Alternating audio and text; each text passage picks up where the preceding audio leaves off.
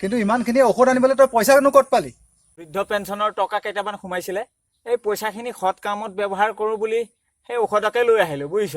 কি দৰকাৰ আছিল তোমাৰ সেই বাবাক পঠিয়াই দিবলৈ? ৰাম, এই মানুহটো যে নহয় অথনিৰ পৰা একেটা কথাকে চেপেটা কৰি আছে।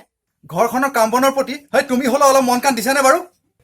কোনেনো কৈছিলে তেখেতক এই জধে মধে হস্পিটেলৰ পৰা ঔষধৰ পৰা আনি খাবলৈ? ঔষধৰ ৰিয়েকশ্যন কৰিছে চাগে।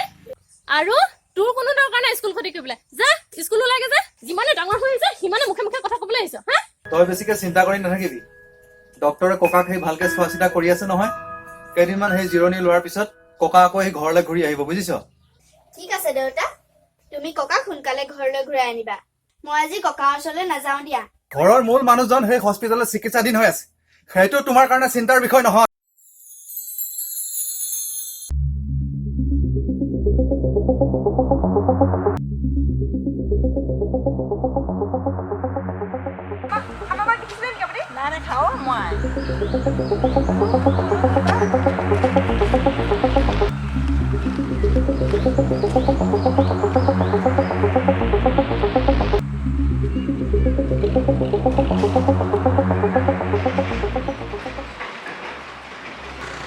আমাৰ মাক দেখিছিলে নেকি?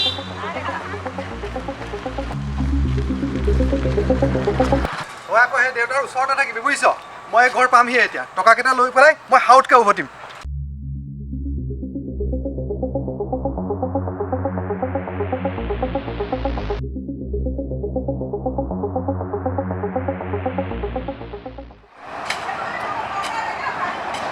এইটো বিনন্দ দেখিয়া দেউতাৰ কিবা বেমাৰ বুলি শুনিছিলোঁ। তাকে বৰ এটা ভাল নহয়, দেউতাৰ এখন টানেই হস্পিটেলতে আছে। মই সেই ঘৰৰ পৰা হাউতকে কাম এটা আছে, সেইকাৰণে ঘৰৰ পৰা আহোঁ।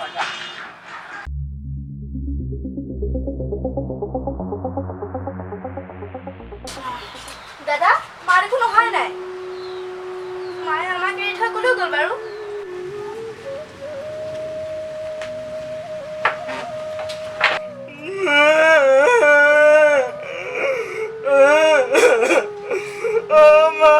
আমাক এই কলৈ গলিগে?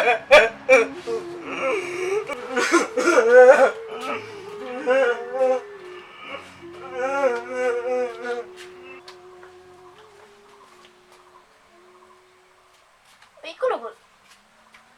দাদা, অ' দাদা, ক'লৈ গ'ল বাৰু? দাদা, অ' দাদা, দাদা, অ' দাদা। বাবা, ঐ বাবা, ঐ বাবা, মাখন, ঐ মাখন।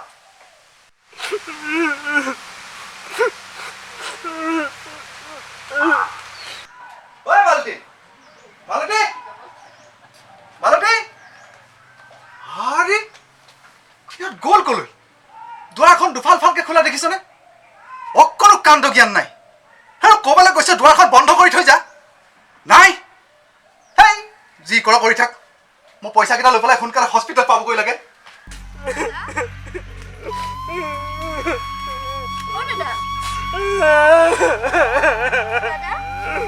আমাৰ মায়ে কলৈ গ'ল?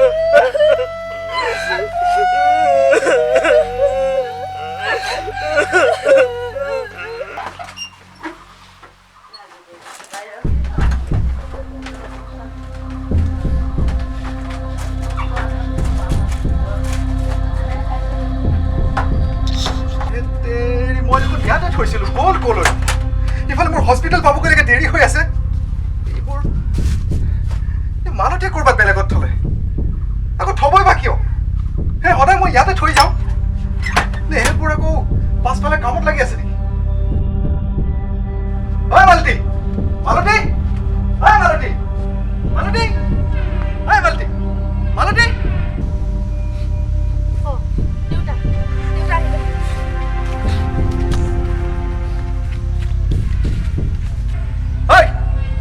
তহঁতৰ অৰ্থনিৰ পৰা বিচাৰিছো ক'ত তহঁতি?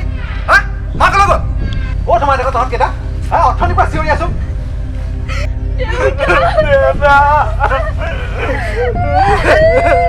বাবা, বাবা, কিয় কান্দিছ? মাকৰ মাকৰ কিয় কান্দিছ? নকয় কিয়? মাৰে ক'লৈ গ'ল? মা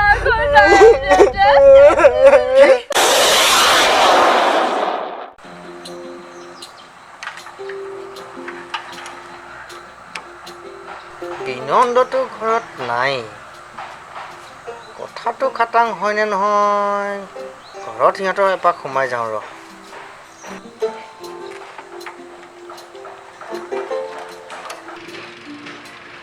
মাকন ওই মাকন ওই ঘৰত আছ নে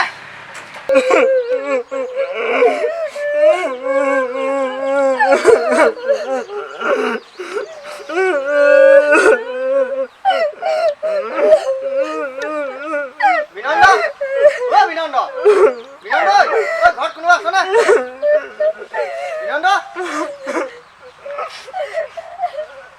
ও মাকন মাকন বাবা ঐ ঘৰত আছ নে মাকন ও মাকন বাবা ও বিটুল দেখোন তইতো হস্পিটেলত আছিলি কেতিয়া আহিলি খুৰাটো কেনেকুৱা এতিয়া দেউতাৰ বৰ টান হয় নেকি এই মামাৰ ল'ৰাটোক দেউতাৰ ওচৰত থাকিবলৈ দি মই এই ঘৰৰ পৰা পইচা কেইটামান নিবলৈ আহিছিলোঁ বুজিছেনে বাৰু হেৰি নহয় বিটুল কচোন আমাৰ এই মালতীক দেখিছিলি নেকি বাৰু তই মালতী কচোন মালতী কি হ'ল কচোন মানে কি ক'ম আৰু মানে নকওঁৱেই নেকি মানে পিছত আকৌ জগতো লাগে বুলি ভয় লাগিছে নহয় আৰে কি হৈছে খুলি কচোন কথাবোৰ এই মই আকৌ আনৰ মুখেদিহে শুনা এই মোক ভুল নুবুজিবি আকৌ দেই মালতীক যোৱা নিশা এই টুনটুনৰ লগত মানে নাইট চুপাৰত উঠি যোৱা দুই এজনে দেখিছে কি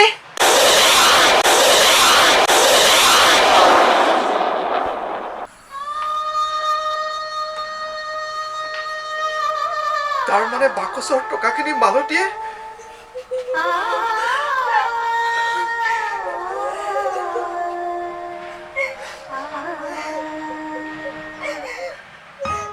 মোৰ সুখেৰে সংসাৰখন চলাইছিলো বিটু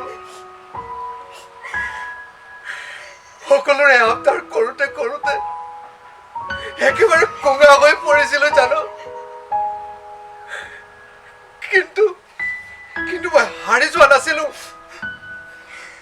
কিন্তু আজি মালতীয়ে মোৰ বুকুত কোঠাৰ মাৰি পেলাই আঁতৰি গুচি গ'ল এই ল'ৰা ছোৱালী ভালো নিথৰুৱা কৰি গুচি গ'ল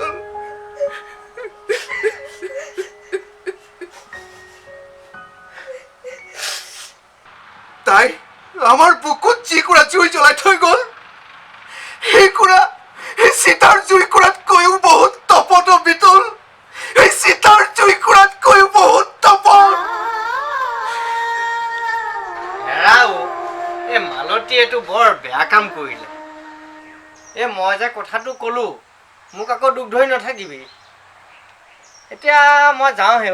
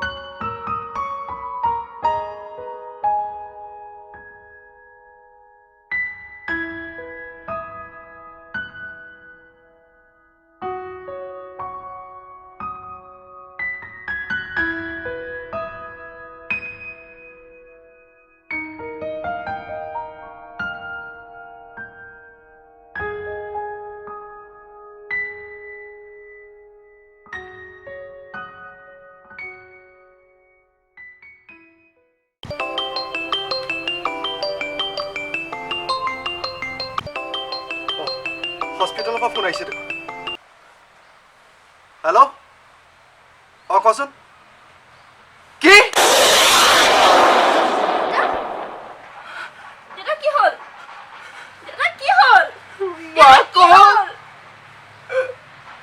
বাবা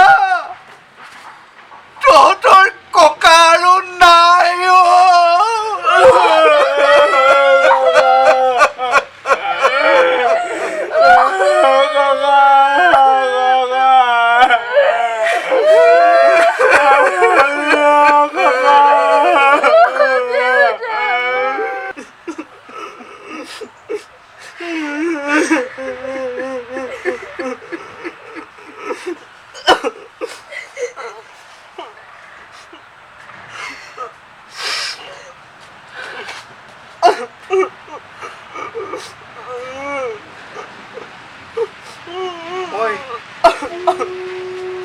আমিহে বৰ ভাগৰুৱা অনুভৱ কৰিছো মাকত।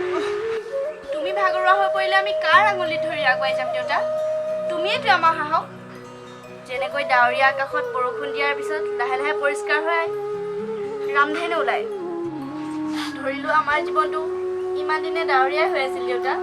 এতিয়া বৰষুণো গ'ল, আমি সকলোৱে মিলি এতিয়া হাতৰঙি ৰামধেনু গঢ়িম। দেউতা সকলোৱে হাতৰঙি ৰামধেনু গঢ়িম দেউতা।